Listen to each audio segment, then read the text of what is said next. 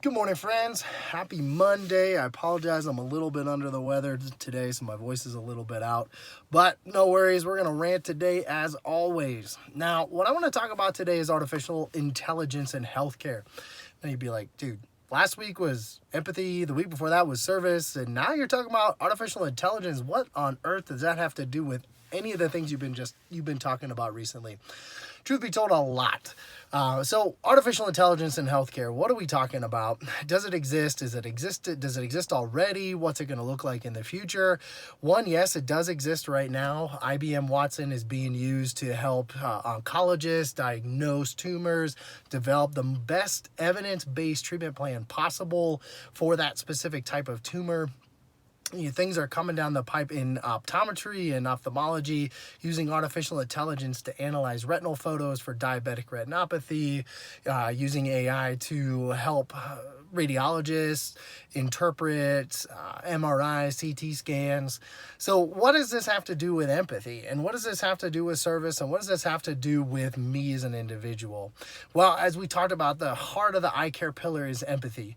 Is artificial intelligence going to be able to replicate that? I'm going to say no.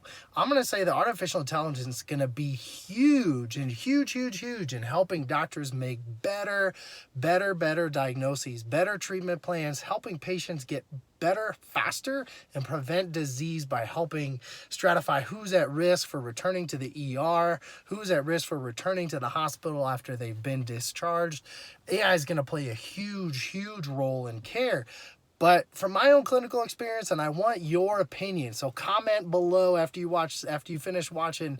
I want to know, do you think AI will be able to replace providers altogether? Physicians, optometrists, dentists, chiropractors, pharmacists, are they going to be able to replace us completely? I say no, and here's where the empathy comes in. From my own clinical experience, people still want people. People still want relationships. They still want to be able to express their concerns, express how receiving a diagnosis makes them feel. I just had a patient last week we diagnosed with glaucoma. We really had to discuss that we caught it early and that she didn't have reason to be worried or concerned and that we were going to prevent it from getting worse. Do you think a machine's going to be able to create that same environment that's going to make her feel more comfortable with how we're going to manage that diagnosis and her condition together? Again, I just don't see it happening. I see AI, big data, computer learning. I really see that being a huge thing for advancing diagnosis and care for people, but I really just don't see it replacing providers like you and me.